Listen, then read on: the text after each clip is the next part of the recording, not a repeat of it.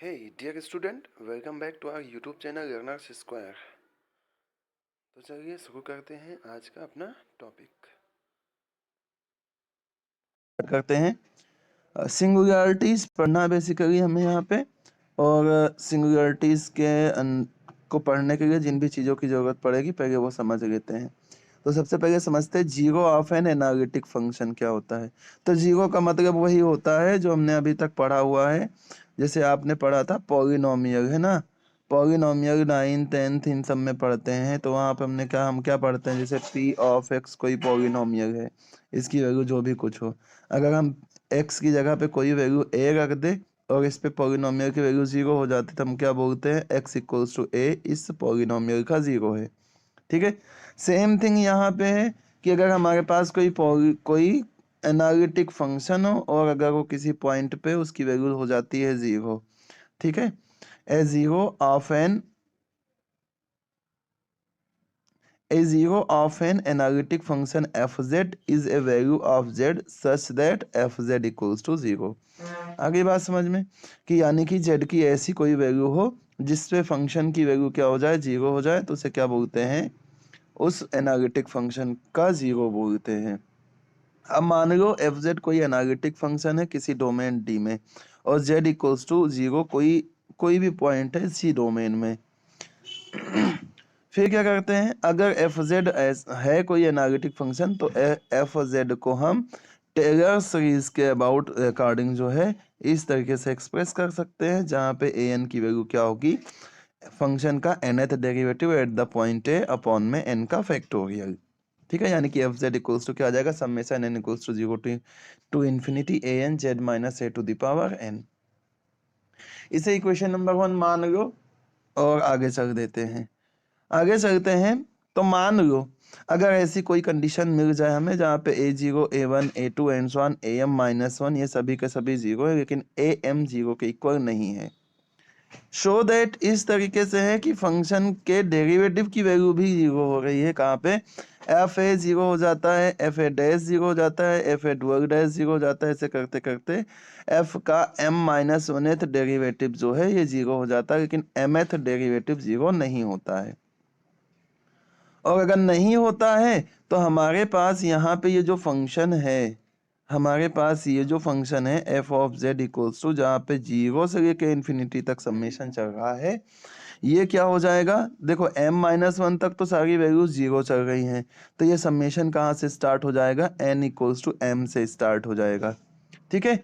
और अगर ये summation n equals to m से स्टार्ट हो जाता है और हम चाहें इसको कि ये समेशन जो है एम से ही कंटिन्यू हो, है ना, अगर ये समेशन हम चाहें कि एम से ही कंटिन्यू हो तो हम क्या करेंगे, हम यहाँ पे एन सॉरी अगर हम ये समेशन चाहे कि जीरो से कंटिन्यू हो तो हम यहाँ क्या करेंगे, n equals to zero to infinity लगा देंगे लेकिन यहाँ पे ए एन प्लस वन आ जाएगा और जेड माइनस ए की पावर एन प्लस एम हो जाएगा। ठीक है, जैसे यहाँ पे आप एन की जगह पे एम रखेंगे तो पहला टर्म क्या आएगा, a m plus a m bracket में कितना, जेड माइनस ए की पावर एम, और उसके आगे चलेंगे m plus one m plus two ऐसे ओपन होगा। सेम इसी तरीके से अगर आप यहाँ पे पुट करते हैं एन इक्वल्स टू जीरो तो क्या आ जाएगा, देखो ए एम आ जाएगा और जेड माइनस ए की पावर कितना हो जाएगा, एम हो जाएगा, क्योंकि एन की वैल्यू ये वैल्यू हो गई जीरो, ये वैल्यू हो गई जीरो, तो हमारे पास सफिक्स में और पावर में कितना बचा, केवल एम बचा। तो दोनों दोनों है सीरीज एक ही, बस यहाँ पे जीरो से इन्फिनिटी हो गया, यहाँ से एम से इन्फिनिटी हो गया। आई बात।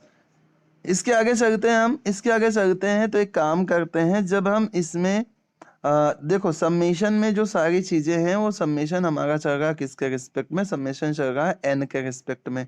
अगर एन के रिस्पेक्ट में समेशन चल रहा है तो यहाँ पे ये जो समेशन हमारा ये जो पावर एम है इस m को चाहे तो अपन बाहर कर सकते हैं, क्योंकि z की पावर n प्लस m को अपन लिख सकते हैं z माइनस ए की पावर n और z माइनस ए की पावर m। तो m का तो समेशन से कुछ लेना देना ही नहीं है तो इसको समेशन से क्या कर लेते हैं, अपन बाहर कर लेते हैं, z माइनस ए की पावर m और समेशन के अंदर मान लेते हैं a n plus m z minus A to the power n, ऐसा मान लेते हैं। और अगर ऐसा मानते हैं तो ये जो समेशन है अपने पास, ठीक है, इस समेशन में n इक्वल्स टू जीरो रख के टर्म को सेपरेट कर दो है ना। n इक्वल्स टू जब हम 0 रखेंगे तो यहाँ से हमें कुछ वैल्यू मिलने वाली नहीं है, और यहाँ से कुछ वैल्यू मिलने वाली नहीं है, यहाँ पे n की जगह पे 0 हो जाएगा, तो केवल कितना बचेगा, am बचेगा। बाकी n equals to 1 to infinity, इसको ऐसा का ऐसा ही रहने देते हैं। ओके, और फिर क्या कहते हैं हम, फिर ये कहते हैं कि ये जो फाई जेड एक फंक्शन हम अज्यूम कर रहे हैं, ये फंक्शन यहाँ वाला फंक्शन है। कौन सा वाला, फाई जेड एक फंक्शन हम अज्यूम कर लेते हैं, और ये फंक्शन जो है ये वाला फंक्शन हो जाएगा। ठीक है, ये इतना function summation n equals to 0 to infinity a n plus m और z minus a to the power n, ऐसा कर लेते हैं। ठीक है, इसके आगे करते हैं कंटिन्यू। तो जब हमने फाई ऑफ जेड ले लिया कितना, summation n equals to 0 to infinity a n plus m z minus a to the power n, तो हम फिर से इसको ओपन कर देते हैं, n इक्वल्स टू 0 वाला टर्म अलग कर देते हैं और बाकी n equals to 1 to infinity वाला टर्म अलग कर देते हैं। गेट लगा दो। अब देखो, अगर हम इसमें z की जगह पे a पुट कर दें, ठीक है, इस पूरे फाई जेड में z की जगह पे क्या पुट कर दे, a पुट कर दे, तो देखो यहाँ पे क्या बन रहा है, z माइनस a बन रहा है। तो जैसे z पुट करेंगे तो z minus Z sorry a minus a क्या हो जाएगा, 0 हो जाएगा। तो ये पूरा टर्म तो 0 हो जाएगा, लेकिन हमें ये पता है a m जो है ये 0 के इक्वल नहीं होता है, तो फाई ऑफ a जो है ये 0 के इक्वल नहीं होगा। ठीक है, और अगर phi of z, phi of m जो सॉरी फाई ऑफ ए 0 के इक्वल नहीं होगा, तो हम यहाँ से ये बोल सकते हैं कि एफ ऑफ जेड को कुछ ऐसा एक्सप्रेस कर सकते हैं, है ना। कहाँ से, यहाँ से, यहीं से। ये तो अपने पास है ही सही, इस पूरे को अपन ने फाई ऑफ जेड मान लिया, तो एफ ऑफ जेड को अपन ने ऐसा एक्सप्रेस कर दिया। तो अगर इस तरीके से एक्सप्रेस हम कर पाते हैं तो इसे क्या बोलते हैं, जेड इक्वल्स टू ए क्या है, एक एम ऑर्डर का 0 है। चलिए देखिए, तो z इक्वल्स टू ए क्या हो जाएगा, एक इसका 0 हो जाएगा, और यहाँ पे z minus A to the power m है। अगर m पावर में रहेगा तो इसे m ऑर्डर का 0 कहा जाएगा। अगर ओनली z माइनस ए अपन एक्सप्रेस कर पाएंगे, इसकी पावर यानी कि 1 रहेगी, तो इस तरह के 0 को अपन कैसा 0 बोलेंगे, सिंपल 0 बोलेंगे। ठीक है, और जितनी पावर रहेगी, 2 पावर रहेगी 2 ऑर्डर का 0, 3 पावर रहेगी 3 ऑर्डर का 0, 4 पावर रहेगी तो 4 ऑर्डर का 0 हो जाएगा। ठीक है, इसके आगे चलते हैं। इसका मतलब ये हो गया कि कोई भी एनालिटिक फंक्शन रहेगा, an analytic function f of z is said to have a 0 of order m at the point z equals to a if it is expressible as fz equals to z minus a to the power m phi of z, where phi z is analytic and phi of a is not equals to 0। And finally अगर m की value 1 हो जाती है तो इसे हम क्या बोलते हैं, सिंपल 0 बोलते हैं at the point z equals to a। तो ये हमने समझ लिया कि किसी भी फंक्शन का 0 होता क्या है। देन हम पढ़ेंगे सिंगुलरिटी क्या होती है। तो सिंगुलरिटी के बारे में क्या कह सकते हैं हम, कि कोई भी फंक्शन सिंगुलर कब होता है, जब वो एनालिटिक होना बंद कर दे, यानी कि कोई फंक्शन जिस पॉइंट पे एनालिटिक नहीं होता है उस पॉइंट पे वो फंक्शन क्या होता है, सिंगुलर होता है, यानी कि उस पॉइंट को सिंगुलर पॉइंट कहा जाता है। तो कैसे डेफिनेशन दी गई, ए सिंगुलरिटी ऑफ ए सिंगुलरिटीज और singular point of a function f of z is the point at which the function ceases to be analytic। जिस पॉइंट पे फंक्शन एनालिटिक होना बंद कर दे उस पॉइंट को क्या बोला जाएगा, सिंगुलर पॉइंट बोला जाएगा या फिर सिंगुलरिटी बोला जाएगा। जैसे कि f of z equals to 1 upon z minus 1 है, तो इसकी सिंगुलरिटी क्या हो जाएगी, z इक्वल्स टू 1, क्योंकि जैसे ही 1 रखेंगे वैसे ही है इनफाइनाइट हो जाएगा। ठीक है, तो ये हो गई सिंगुलरिटी। ठीक है, पढ़ते हैं टाइप्स ऑफ सिंगुलरिटी। तो सिंगुलरिटी की के क्या क्या टाइप्स हैं वो अपन सीखते हैं।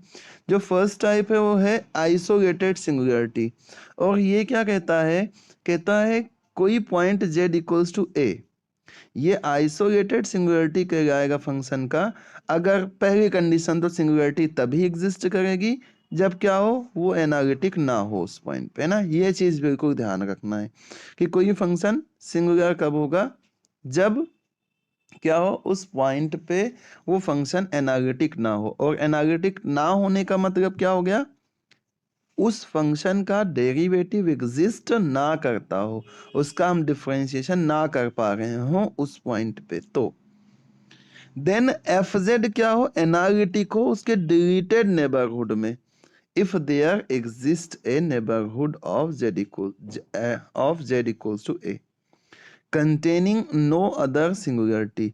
तो अदर कोई सिंगुलरिटी नहीं हो, वो उस पॉइंट पे एनालिटिक ना हो, उसके नेबरहुड डिलीटेड नेबरहुड का मतलब ये हो गया, जैसे मान लो हमारे पास कोई पॉइंट है, मान लो ये z इक्वल्स टू कोई a पॉइंट है, ठीक है ये, अब इस z इक्वल्स टू a कोई पॉइंट है, तो इससे अपन ने मान लो एक सर्कुलर नेबरहुड बना लिया। अब पिछले साल आप लोगों ने पढ़ा होगा, है ना, डुअल वेरिएबल वाली फंक्शन की जब कंटिन्यूटी पढ़ते हैं, तो ये मान लो इसे कहा जाता है सर्कुलर नेबरहुड, ठीक है। अब अपन क्या करें, अब एक काम कर लें कि यहाँ से एक छोटा सा सर्कल बना लें, और जिससे कि ये जो पॉइंट z इक्वल्स टू ए है, इस पॉइंट को इसमें से क्या कर दें, हटा दें, पूरा ही हट गया। इस पॉइंट z इक्वल्स टू ए को इसमें से हटा दें, तो बचा हुआ ये जो पूरा रीजन होगा, इसे कहा जाता है डिलीटेड नेबरहुड, ठीक है। बचा हुआ z equals to a point को हटा करके बाकी जो पूरा रीजन बचा, इसे क्या कहा जाता है, डिलीटेड नेबरहुड कहा जाता है। तो इस नेबरहुड में ये फंक्शन क्या होना चाहिए, एनालिटिक होना चाहिए, और उस पॉइंट पे एनालिटिक नहीं होना चाहिए, और उसके पास कोई अदर टाइप की अदर टाइप की कोई सी भी सिंगुलरिटी नहीं होना चाहिए, तो उसे क्या कहा जाएगा, आइसोलेटेड सिंगुलरिटी कहा जाएगा, ठीक है। जैसे कि ये जो हमारे पास फंक्शन है, इस फंक्शन को कहा जाता है कि ये function f of Z equals to 1 upon z minus a, z minus 1, z minus 2, z minus 3।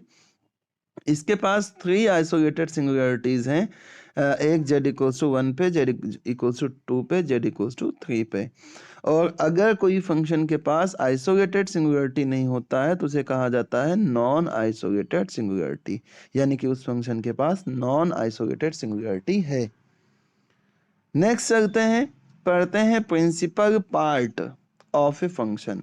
तो किसी फंक्शन का प्रिंसिपल पार्ट होता क्या है, तो अगर हम लॉरेंट एक्सपांसन कर देते हैं किसी फंक्शन का, तो हमारे पास इस तरीके का एक्सपांसन आता है, ये है ना, लॉरेंट सीरीज एक्सपांसन ये होता है। तो सिंगुलरिटी हम अभी देख रहे हैं कि इनफाइनाइट बनने वाले पॉइंट पे आती है, यानी कि जिसमें z माइनस ए क्या हो, पावर अपॉन में आए, ठीक है। तो हम क्या कहेंगे यहाँ पे, जैसे ये लॉरेंट सीरीज का एक्सपांशन है, तो इसमें वो वाला टर्म जिसमें अपॉन में 0 आ रहा है, उसे क्या बोलेंगे, उसे बोलेंगे ये क्या है, प्रिंसिपल पार्ट है, ठीक है।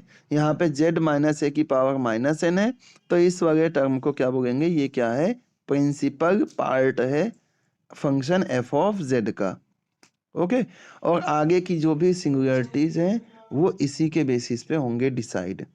जैसे कि फर्स्ट सिंगुलरिटी इस पे बेस्ड कौन सी, रिमूवेबल सिंगुलरिटी है।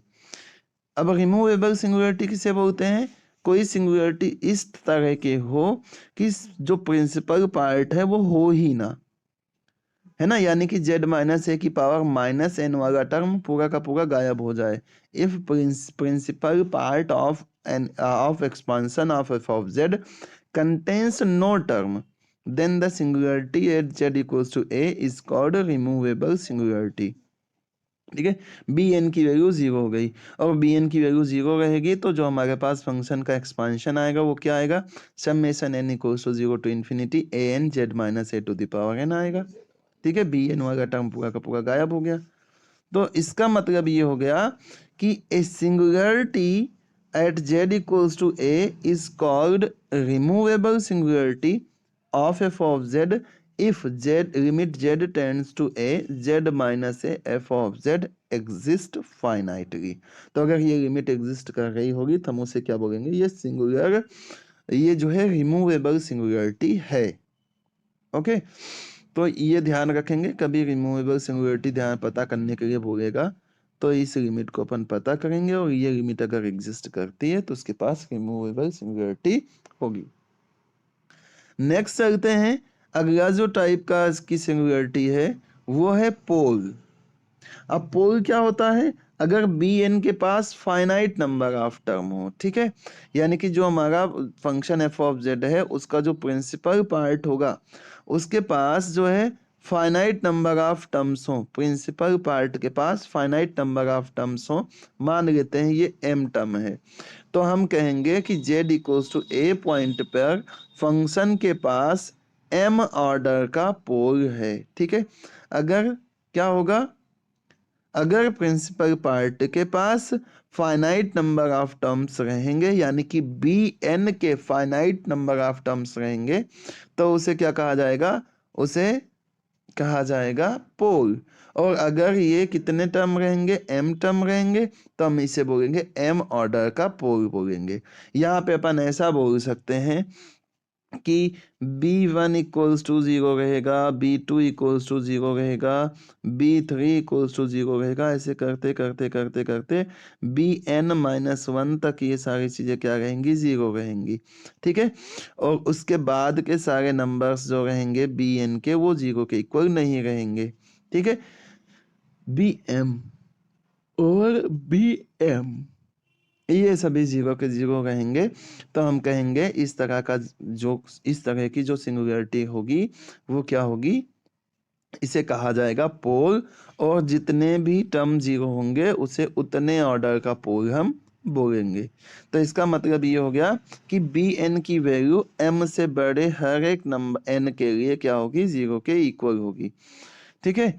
तो अब जैसे मान लो हमारे पास कोई फंक्शन है एफ ऑफ जेड, तो उसका जो टेलर लॉरेंट सीरीज एक्सपांशन होता है वो इस तरीके से होता है, जिसमें z minus A to the power n n और ए एन ये वाले टर्म भी आते हैं, और b n Z minus A to the power minus n वाले टर्म भी आते हैं। तो अगर उसके पास एम ऑर्डर का पोल होगा, ठीक है, अगर उस फंक्शन के पास m ऑर्डर का पोल होगा तो उसे फाइव जेड अपॉन में z to the power m के फॉर्म में एक्सप्रेस कर पाएंगे, ठीक है। एफ जेड को कैसा एक्सप्रेस कर पाएंगे? फाइव ऑफ जेड अपॉन में z minus A to the power m, इस तरह से एक्सप्रेस कर पाएंगे, जहां पर ये जो फाइव ऑफ जेड होगा ये एनालिटिक होगा, लेकिन फाइव ऑफ ए की वैल्यू 0 के इक्वल नहीं हो पाएगी। तो इस तरह की सिंगुलरिटी को क्या बोलेंगे? हम पोल बोलेंगे। नेक्स्ट आता है अगर प्रिंसिपल पार्ट के पास इनफाइनाइट नंबर ऑफ टर्म हो जाए। कितने टर्म हो जाए? इनफाइनाइट नंबर ऑफ टर्म हो जाए। कहाँ पे? z इक्वल्स टू a पर। तो इस तरह की सिंगुलरिटी को इसेंशियल सिंगुलरिटी बोली जाएगी, ठीक है। तो अगर अगर bn का एक भी टर्म नहीं है तो उसे हम क्या बोलेंगे? रिमूवेबल। अगर bn का फाइनाइट नंबर ऑफ टर्म है तो उसे बोलेंगे हम क्या? उसे बोलेंगे पोल है। और अगर बी एन के इनफाइनाइट नंबर ऑफ टर्म है तो उसे क्या बोलेंगे? हम इसेंशियल सिंगुलरिटी बोलेंगे, ठीक है। पोल अगर हमें सिंगुलरिटी पता करनी है तो बस इन दो पॉइंट्स को रखेंगे ध्यान में। कौन से पॉइंट्स को ध्यान में रखेंगे? पहला ये ध्यान रखेंगे कि लिमिट पॉइंट ऑफ पोल जो होता है किसी फंक्शन का, उसके पास क्या होता है? आइसोलेटेड सिंगुलरिटी होता है। और अगर जीरोस का लिमिट पॉइंट रहेगा, है ना, किसी भी फंक्शन के जीरोस का लिमिट पॉइंट रहेगा तो उसके पास क्या होगा? आइसोलेटेड सिंगुलरिटी हो गया, है ना। पोल्स का रहेगा नॉन आइसोलेटेड सिंगुलरिटी रहेगा। और अगर जीरोस का लिमिट पॉइंट रहेगा तो उसे क्या कहा जाएगा? आइसोलेटेड सिंगुलरिटी कहा जाएगा, ठीक है। बस ये दो पॉइंट को ध्यान रखेंगे और कोई सा भी सम रहेगा अपन सॉल्व कर लेंगे। और अगर ओनली पोल पता करना रहेगा तब तो ये ध्यान रखना कि डिनोमिनेटर में z minus a, z minus b, z minus c ऐसा कुछ बनना चाहिए, ठीक है। तो करते हैं कुछ दो चार सम को डिस्कस और फिर ये टॉपिक हो जाएगा अपना ख़त्म। देखो यहाँ पर हमारे पास क्या है? कुछ फंक्शंस दिए हुए हैं जिसमें find the kind of singularities of the function f of z. कुछ ऐसे ऐसे दिए हैं cot pi z upon z minus a का स्क्वायर। इस पे अपन जेड इक्वल टू 0 और इन्फिनिटी पे पता करना है सिंगुलरिटी को। Cosec 1/z at z equals to 0 पे पता करना है। Cot z at z equals to infinity पे पता करना है ना। तो ये सारे फंक्शन के सिंगुलरिटी के टाइप्स को अपन धीरे धीरे करके यहाँ पे करते डिस्कस एक एक करके। देखिए पहला जो फंक्शन है वो है कॉट पाई जेड अपॉन में कितना, जेड माइनस ए का स्क्वायर।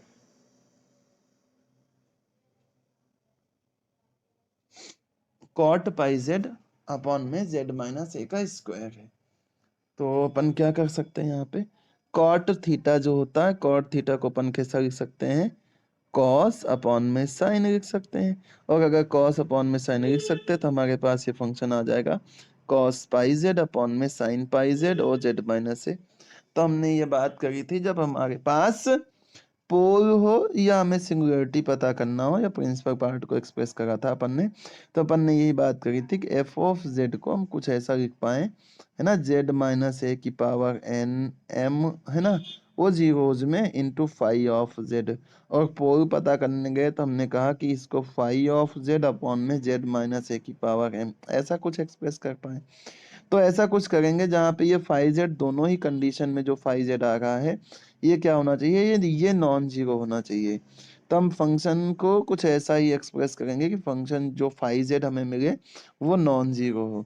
तो यहाँ से हम कुछ ऐसा कॉस पाई जेड अपॉन में साइन पाई जेड और z minus A to the power 2 ऐसा कुछ एक्सप्रेस कर सकते हैं। तो हमें क्या करना रहेगा, सबसे पहले पता करेंगे कि इसके पास पोल्स कौन कौन से हैं। तो जब हम यहाँ पे पोल पता करेंगे कि एफ ऑफ जेड का पोल कौन सा है, तो डिनोमिनेटर में जो भी वैल्यू रहेगी उसे जीरो के इक्वल कर देंगे। और जीरो के इक्वल करेंगे तो यहाँ से हमें क्या मिल जाएगा, यहाँ से मिल जाएगा पहला फैक्टर मिल जाएगा साइन पाई जेड जीरो के इक्वल। तो अगर साइन पाई जेड जीरो के इक्वल होता है तो हमने 11 12th में पढ़ा है ऐसा इक्वेशन सॉल्व करना है ना, साइन अल्फा इक्वल्स टू, मान लो आ गया साइन थीटा, तो इसकी जो स्टैंडर्ड वैल्यू होती है वो क्या होती है, अल्फा इक्वल्स टू एन पाई और प्लस माइनस वन की पावर एन, और यहाँ पे होता है थीटा, जो भी कुछ हमारे पास थीटा की वैल्यू आई है। ठीक है, तो ये स्टैंडर्ड वैल्यू होती है, वहाँ पे ट्रिग्नोमेट्रिक इक्वेशन के फॉर्म में ये सारे टॉपिक्स पढ़े थे हमने। तो यहाँ पे साइन पाई जेड एन पाई आ जाएगा, तो पाई से पाई हमें कैंसिल आउट मिल जाएगा, यानी कि एन की वैल्यू एन के इक्वल होगा, जहाँ पे n equals to 0 1 2 3 plus minus में ना ऐसा मिल जाएगा।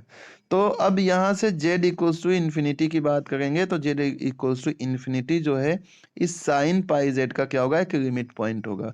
और अगर इसका ये लिमिट पॉइंट है, ये यहाँ पे क्या है, पोल है, और पोल का जो लिमिट पॉइंट होता है वो क्या होता है, आइसोलेटेड सिंगुलरिटी होता है। और यहाँ पर हम कहाँ तक जा सकते हैं, इनफाइनाइट तक जा सकते हैं। तो इस तरह की सिंगुलरिटी को क्या बोलेंगे, नॉन आइसोलेटेड, और इनफाइनाइट है इसलिए इसेंशियल सिंगुलरिटी बोलेंगे। ठीक है, नॉन आइसोलेटेड क्यों हुआ, क्योंकि पोल की बात हो रही है, और इसेंशियल क्यों हुआ, क्योंकि ये नंबर एन की इनफाइनाइट तक वैल्यू चलेगी, इसलिए इसे क्या बोलेंगे, नॉन आइसोलेटेड इसेंशियल सिंगुलरिटी बोलेंगे। नेक्स्ट इसके आगे चलेंगे हम, तो जब हम बात करेंगे कि इसकी कि जेड इक्वल्स टू, ये तो बता दिया, जेड इक्वल्स टू इन्फिनिटी क्या होगा, एक नॉन आइसोलेटेड सिंगुलरिटी होगी। नेक्स्ट चलते हैं, एक फैक्टर के बारे में बात करिए साइन पाई जेड वाले की। अब बात करते हैं जेड माइनस ए के स्क्वायर की। तो देखो सिंपल सी बात है, जेड माइनस ए के स्क्वायर होल स्क्वायर की वैल्यू को जीरो के इक्वल करोगे तो हमें दो ऑर्डर का क्या मिलेगा, एक पोल मिल जाएगा। ठीक है, तो जब भी ऐसी कुछ सिंगुलरिटी रहेगी तो हमें क्या मिल जाएगी, एक पोल की ओर इंडिकेट करेगी, और हम बोल देंगे कि वो क्या है, उस पॉइंट पे उस फंक्शन का पोल एग्जिस्ट कर रहा है। ठीक है, F of Z equals to कितना है, टेन वन अपॉन में जेड है, और इसकी सिंगुलरिटी हमें पता करना है at the point z equals to zero. तो टेन को क्या लिख सकते हैं अपन, साइन अपॉन में कॉस लिख सकते हैं। तो यहाँ से इसका पोल, अगर पोल पता करेंगे तो क्या करना रहेगा, डिनोमिनेटर को जीरो के इक्वल करना पड़ेगा, और डिनोमिनेटर में क्या है अपने पास, कॉस वन अपॉन में जेड है, इसे जीरो के इक्वल करेंगे। तो कॉस कितने की वैल्यू वन जीरो होती है, तो आपको पता है इसे अपन लिख सकते हैं कितना, कॉस पाई बाई टू, यानी कि कॉस 90 की वैल्यू जो होती है जीरो के इक्वल होती है।